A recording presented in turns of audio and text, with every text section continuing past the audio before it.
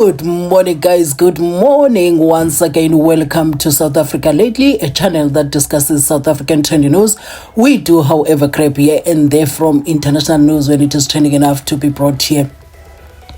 Apart from Donald Trump and Elon Musk behaving like two musketeers, if there's anything like that, Elon Musk seems to be like rubber stamping everything that Donald Trump is saying, especially on that X. Well, it is his app, he can do whatever he wants, but at the end of the day, they both look like two people whose heads are not functioning very well, that they move according to misinformation, no verification of facts, or maybe there's a bigger agenda that they have. They know the facts, but they have a bigger agenda.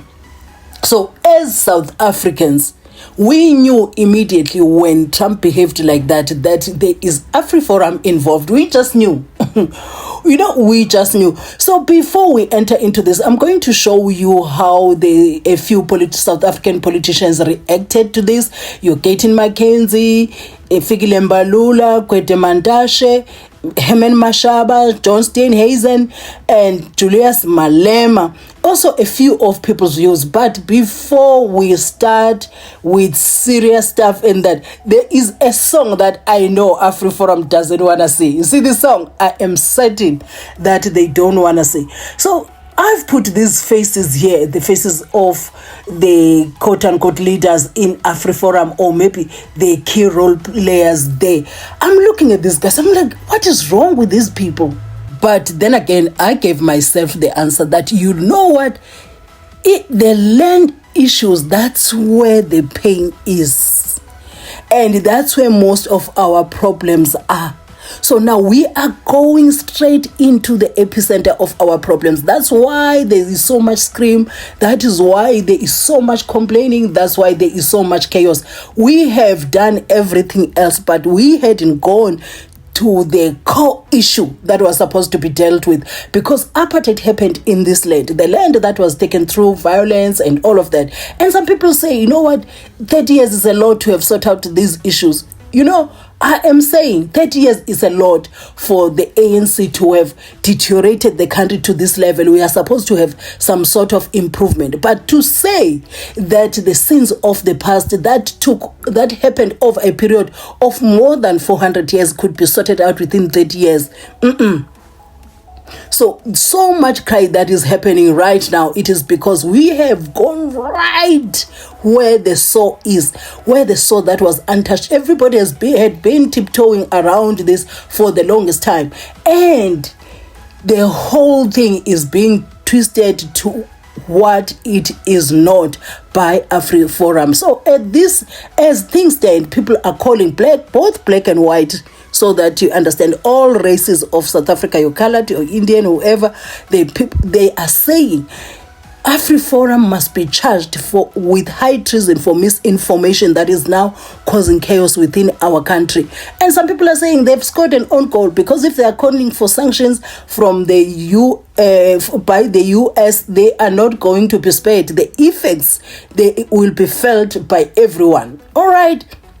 So before we do that, let us listen to the song that I know Afriforum would like to hear. I think maybe they even want to pass it when they see it, not because of the song per se, but the source of the song. The source of the song comes against everything that the Afriforum is pushing. This isn't your land.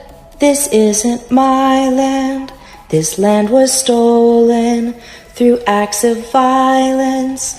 If you think birthright should end immediately, then we both should pack our bags and leave. This isn't your land. This isn't my land. We are descendants of murderous migrants. If you think it's not part of your history, you should take a 23andMe. This isn't your land. This isn't my land. Let's stop pretending and have some kindness for other people who aren't like you and me. Let's try some basic humanity. Okay, what is interesting with this song is that this song is by an American, and we know that America currently, they are saying, you know what, no birthright. If you are born of foreign nationals and you are born in America, that does not make you American. So this girl put up this song. So what is interesting with this song is that it's from America. Americans are not happy with Donald Trump, and now Donald Trump is acting like he can fix problems of South Africa. Like, no, you cannot. So basically, that addresses, that song to me talks to what is happening in South Africa by Afriforum being assisted now by Donald Trump and Elon Musk. You see. But now let us read what Donald Trump posted. He said South Africa is confiscating land and treating certain classes of people very badly. It's a bad situation that radical left media doesn't want to so much as mention. A massive human rights violation at a minimum is happening for all to see. The United States won't stand for it. We will act. Also, I will be cutting off all future funding to South Africa until a full investigation of the situation has been completed. You know, this is where you start thinking, you know what, the Americans are in trouble, because this man is reacting out of reflex with so much misinformation because of Afriforum. What happened to verifying facts? What happened? That is why the information is out there. That is why he can speak to President Cyril Ramaphosa and find out. So now you start feel like, maybe this was a bad idea by Americans. They made a mistake. Even us who celebrated for them, we made a mistake. Because what in the irrational is this? Fikile Mbalula reacted to the actions of Afriforum as well. He said, Afriforum's racist agenda fuels misinformation on South Africa's land reform, which I totally agree with. You saw what I like the most, this shows that many South Africans of all races want a stable South Africa, want a South Africa that is following the law.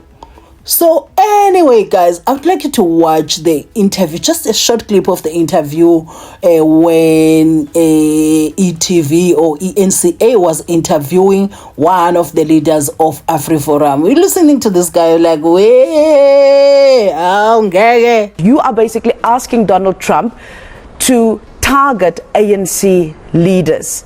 What does that mean for our country? Because this is the leaders of our country you're talking about. Yes, it means when you push through destructive policies that are going to harm South Africa and regular South Africans, you should face consequences for it.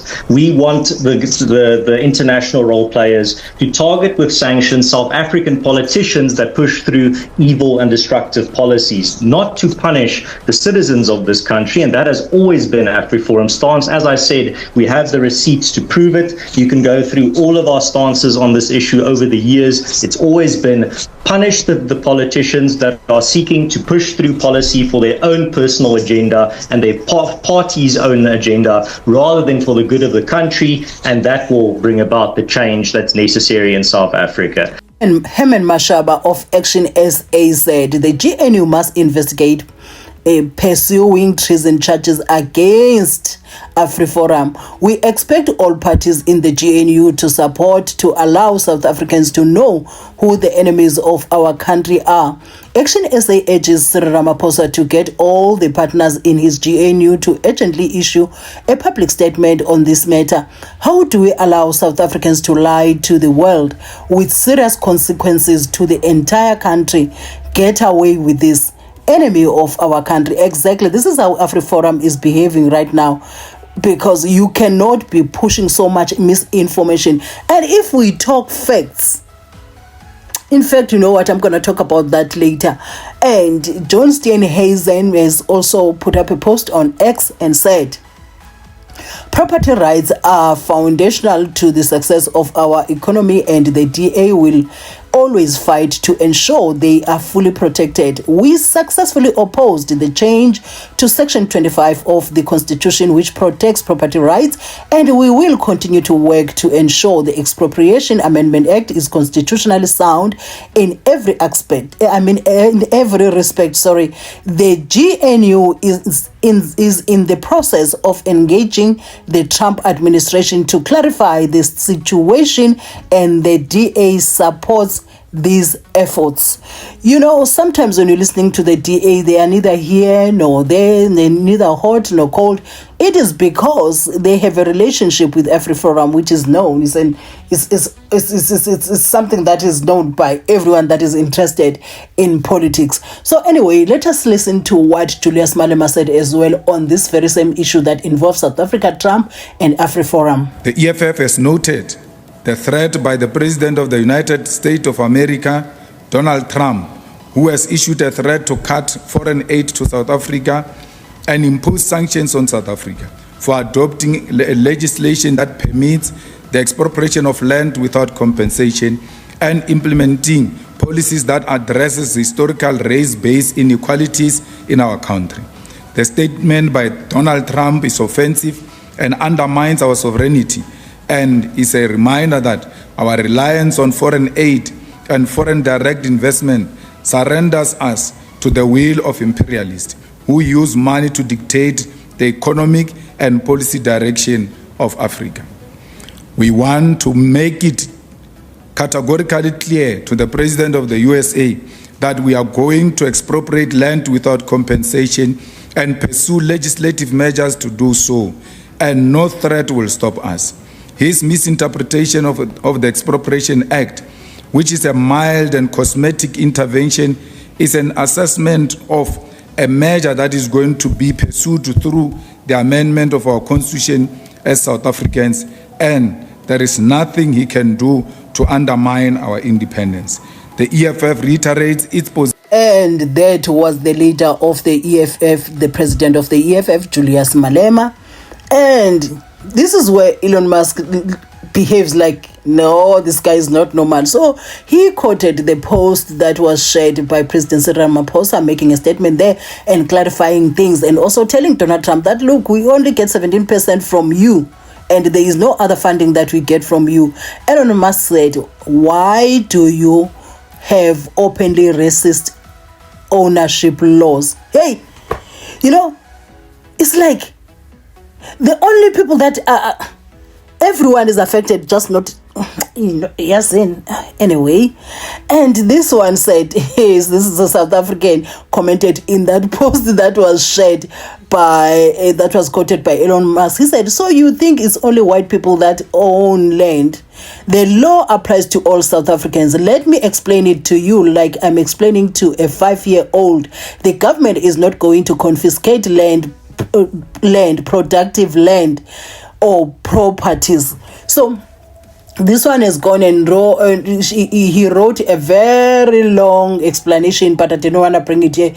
I didn't want to get bored within this, because now we all know what this act says, the Expropriation Act says. So anyone that doesn't want to know now, especially the top people who are against this, they choose not to know, because it's in the public domain how this is going to go. So when I'm looking at this, before we enter into what Gayton said, it is so sad that Afriforum is pushing this narrative that is so not true, and making them look like they are innocent bystanders who are about to suffer in this country. These are the same people that employ illegal immigrants into South Africa, people that are not vetted, because they are pursuing cheap labor. That's the first risk. And they take these people to their farms. And when they get there, they ill-treat these people. They don't know the kind of people that they've brought within their yards, within their premises, within their property, because these people are not vetted. You ill-treat this person. You don't know the history of this person. For example, let's just say you take somebody from Mozambique, from Lesotho, from Zimbabwe. Do you understand that Zimbabwe used to have this thing that we are facing now in South Africa? And I think they still have to some degree in Zimbabwe. I don't think they've closed all illegal miners. Illegal minings. So now, you bring somebody from there because Zimbabwe has shut down all illegal mining. The violence that they've been dealing with or they've been working with in that illegal mining that was now shut down. These are the people that are desperate, looking for income. You know, people that are capable of doing anything. You know, we've been seeing the footage that was coming out of Stilfontein, how the situation can be bad under there. So you take somebody from there, you don't know whether this person was the leader of doing all these bad things underground, or you bring, or the person that has survived, that have seen the bad, the ill treatment. Now you also ill-treating this person when when this person is outside. He can do so much more. And what do you think is going to happen? We have seen a lot of footage of white farmers doing a whole lot of bad things to black people. So if you are looking for that information, you can get it. Go search it. I'm not going to bring it here, but you can go look for it. So now these are the people that are trying to behave innocent. They are suffering in South Africa. So, and when I say so, I am not saying all white farmers. But you know what? I'm not going to spend my time saying not all white farmers, not all. They know themselves, the people that are doing this. They know those. We are talking about, do you remember what has happened in Mpumalanga recently? It is in the public domain still that was done by white farmers. Guys, no, there is no violence that is being put together by the South African government or that is planned by South African citizens against white farmers. In South Africa, we are facing crime, all of us.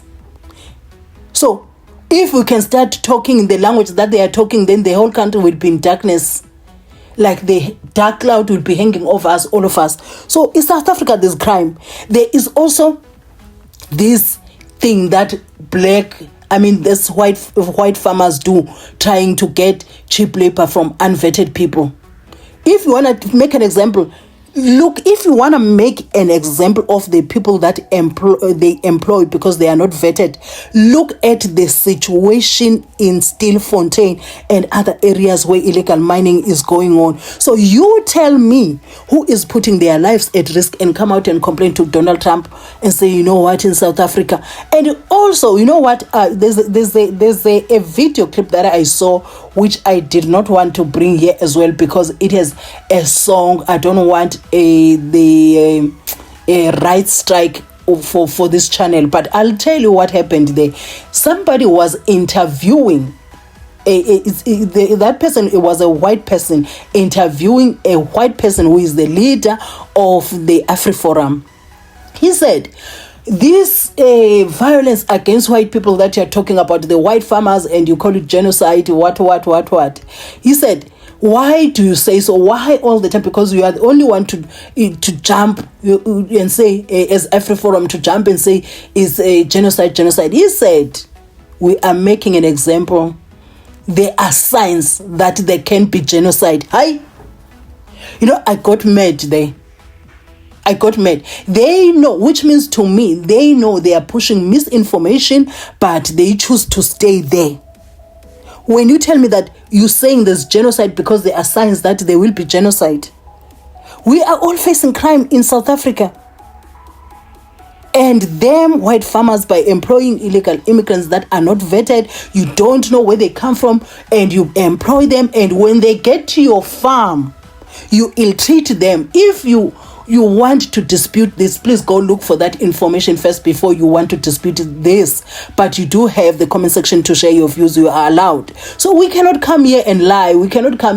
Anyway, I've said a lot on this one. Let us continue reading the reactions by the political leaders, including your Gayton, Mckenzie, on this very same issue of Trump, South Africa, Afriforum, land expropriation. With this standing threat that, because you passed an Exploration Act, therefore Trump will withhold funding to South Africa. And I said, let's not immobilize Africa. Let's withhold minerals to US. That is it. If they don't give us money, let's not give them minerals.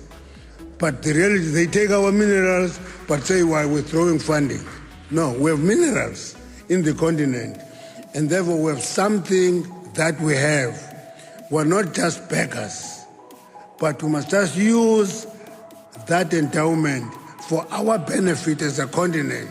But if, as a continent, we are frightened, we fear everything, we are going to collapse, and will collapse with minerals at our doorstep. So, my appeal is that Africa is the world's richest mining jurisdiction. And that issue is an issue that we must internalize as a continent, use it to our advantage. And what Mantashe said there is exactly why this is exactly what got Gayton Mckenzie dragged in these streets of X. Anyway, before we get into that, let us read what Gayton Mckenzie also said, and I was like, good, I liked it, I loved that. He said, show me one white South African farmer who has his farm forcefully taken by the South African government without recourse. So the Kifness responded there. I'm not going to be reading that. If you want to read it, you can take your time and read it. But yeah, this is one of the things that will just make you angry in South Africa. The misinformation more than any other thing. More than any other thing. And they are using their own celebrities to push this wrong narrative. When I'm saying I'm talking about Afriforum. I'm not talking about any race, but Afriforum. Also, Gayton Mckenzie said now it was because he was trying to say, you know what, let us all come down. He said, I am being attacked by parliamentarians, people who get free medical aid, top medical aid you can go to, because I speak for the thousands of medical personnel who will be jobless, the sick who will be dying if PEFA gets cut. Let's not even talk about AGOA. So at the same time, here Gayton Mckenzie is talking about, let us not be irrational and act out of reflex. But, it is not easy to do so when you are dealing with Trump in his current form, because now it's like something is loose in that head at this very moment. And he said, lastly, Afriforum enjoy basking in the fake sun. The farmers and exporters will pay a price never seen before if action is being taken by U.S. government. Everyone in South Africa, including you, knows that no land is being taken forcefully. You guys are wrong and silly. We should always out South Africa first, or maybe put South Africa first with the truth. He said that's where he also put up a thread. Please, I think I've mixed up the things for somewhere there, but let us continue. He said, no matter how you feel about Donald Trump and his views regarding what is happening in South Africa, cool heads and less ego is needed during this time. This is not a play park turf, but something that can leave a lot of people unemployed and others dying if handled recklessly. So, guys, this is the current situation that is happening in South Africa. There, Gayton Mckenzie is also talking about what Natasha said, and maybe perhaps people like Julius Malema and all. Saying many are saying that Donald Trump has no business telling us what to do. I will argue differently. When a man pays some of your bills and he feels that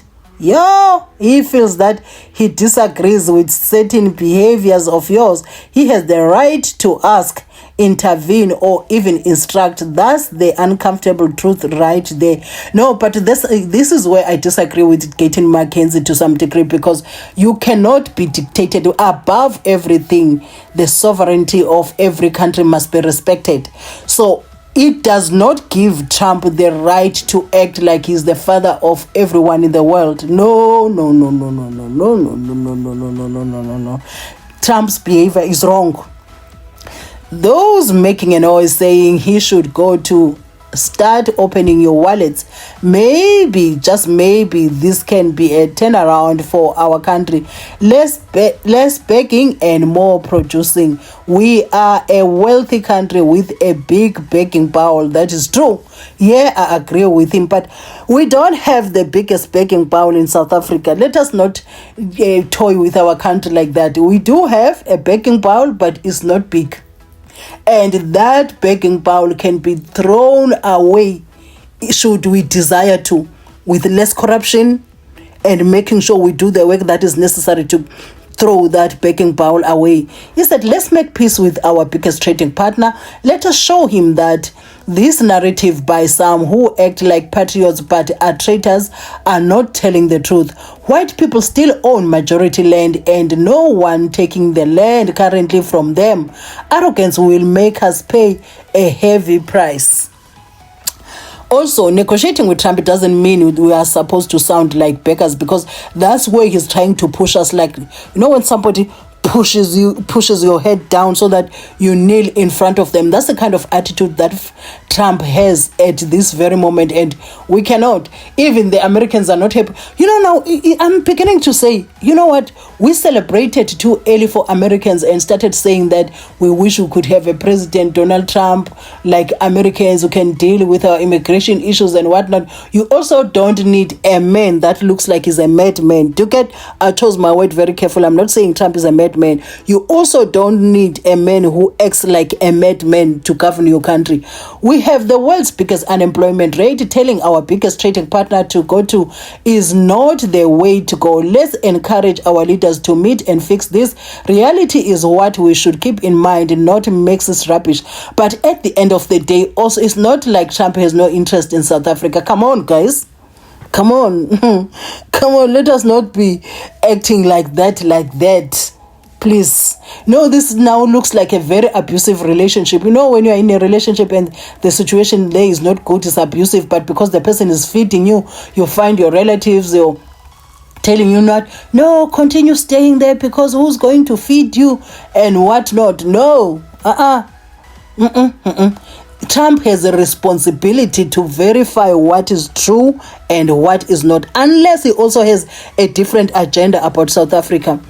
With the Afriforum drama, credit to the South African business giants, 90%, this is by the account Gulam, CEOs Johan Rupert, you lot hate him, but now what a patriotic man. The most surprising behind the scenes happening, South African golfer, any else who has played golf with Trump dozens of times, a hero, a patriotic South African, all will be sorted out, whether you like it or not. BRICS and everything, but South Africa needs the USA. India is part of BRICS, but knows you have to have strong relations with the US. Good work done by the behind the scenes from all. And also what I wanted to share with you, this Afriforum guy in an interview, this guy had valid points about how the ANC has been governing this country and how they move, wanting us to focus on racism and whatnot. He said the biggest issues, you can talk to a South African, ordinary South African will tell you that no, the racism is not an issue. Our issue is unemployment and not. You know, I had a problem with him when he started trivializing racism in South Africa, because that thing has not left. That thing has not left. Apartheid regime is gone, but racism is there. You know, I have a story to tell you. I'm going to allow you to listen to this guy first, and then I'll come back with that story. That's how I'm going to close my commentary on this thing. But I just want to hear this guy, and I want to tell you a story that I experienced yesterday. I was like, yo, what in the Get Out movie is this? Yes, I just wanted to quickly say, call me controversial, but I think racially discriminatory laws in principle are wrong, and that is why we are getting a lot of these unintended consequences, as we saw earlier. Where we fail is that firstly, we have a government that has miserably failed in regards to lifting millions out of poverty in this country, a government that would rather spend 350 million to give gifts and donations to their friends in Cuba, a government that would rather spend billions, as it's been revealed, on extravagant dinners and salaries, and rather 22 million on a flag. And then when they are challenged on this wasteful expenditure and on corruption, they laugh about it. The millions of South Africans are suffering because they can't afford food, because the The prices are going up, petrol prices are out of control, unemployment is at levels never before seen. That is the real problem. But the problem when it comes to social cohesion is the fact that the politicians and the politically connected elite in this country want to make it seem as if race relations are horrible, and want to make it seem as if racism is the biggest problem in this country when it is not. But they want to do that. You want to know why? They want to do that because of the masses of this country that are impoverished and unemployed. Don't blame white people. They will start looking at those that have exploited them and that have been corrupt at their expense. And those people will then know what will be done to them. That is the problem. That's why social cohesion problems are arising in South Africa, because the politically connected elite and politicians of this country want to make racism the biggest problem and want to make as if race relations are horrible. That is not true. If you talk to any person on the street, if you talk to regular South Africans, they will tell you their biggest issues are unemployment, their biggest issues are getting education for their children, and their biggest issues is putting food on the table. Okay. That is the big problem. And about that story, guys, I decided differently. I'm going to make a different video about the story maybe later in the afternoon. Let's just finish this. Please be on the lookout of the story. Afriforum and Afriforum and Co have scored a major own goal if this goes ahead. Misinformation has consequences to everyone. You won't be insulated from it. Oh, guys, you know what? I love South Africa, Mina. I love South Africa. You know, there is a responsibility for every citizen to protect this country, and that includes the members of that Afriforum.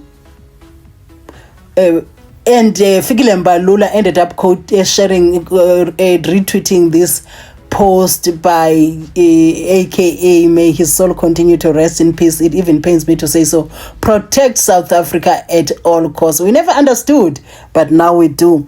And this one also said, is a white guy for that matter, said South Africans have had enough of Afrikaner nationalism.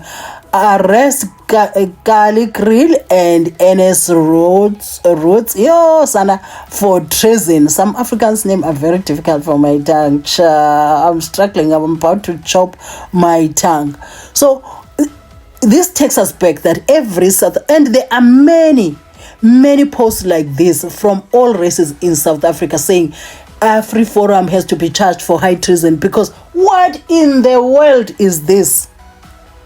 What in the world? Anyway, guys, I'm going to leave you now. Let me remind you again that please be on the lookout of the story that I experienced yesterday of racism. I'm going to share that video later this afternoon. With that, I just want you to have a clue of what happened many moons ago and why the land issue is so painful to Afriforum.